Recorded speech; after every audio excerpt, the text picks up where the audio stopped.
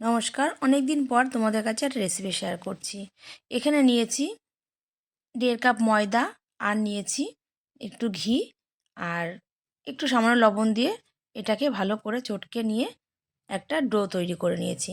এই সম্পূর্ণ ভিডিওটা কিন্তু করেছে আমার মেয়ে, রেসিপিটাও করেছে ও। আমি করিনি এটা।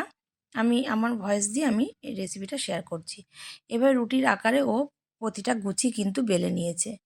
বেলে বেলে নিয়ে তার উপরে একটু একটু করে ঘি ছিটিয়ে আর একটু একটু আটা ছিটিয়ে ও একের পর এক গুচিগুলো মানে রুটিগুলো ওর ওপরে দিয়ে একটার পর একটা করে দিয়ে একটা রোল তৈরি করে নেবে। এই যে একটু আবার ঘি দিয়েছে, এবার আবার দেবে একটা রুটি। এইভাবে একটা রোল তৈরি করে নেবে। তারপরে রোলটাকে ছোট্ট ছোট্ট করে পিস করে কেটে নেবে।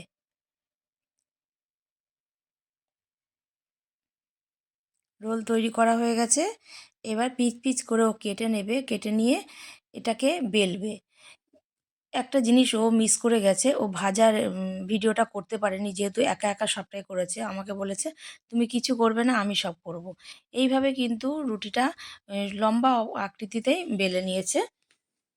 একটু লম্বা শেপ দিয়ে বেলে নিয়েছে, যেহেতু একটু ও গজা তৈরি করছে, আমাকে বলেনি আগে। পুরীর গজা ও তৈরি করছে হঠাৎ করে। এই যে সব সব গজাগুলো কিন্তু বেলা হয়ে গেছে। এবারও ভাজার ভিডিওটা করতে পারেনি, যেহেতু একা একা সব করেছে। এগুলো কিন্তু সব ভেজে নিয়েছে, নিয়ে চিনির রস করে তাতে চুবিয়ে দিয়েছে। চুবিয়ে দেওয়ার পর কিন্তু খানিকক্ষণ পর তুলে নিয়েছে। এটা কিন্তু ভীষণ খাস্তা হয়েছিল, ভীষণ ভালো হয়েছিল খেতে। তোমরাও করতে পারো, দেখে বলো কেমন লেগেছে। ভালো লাগলে অবশ্যই একটা লাইক করে দিও। সবাই ভালো থেকো, সুস্থ থেকো, সাবধানে থেকো।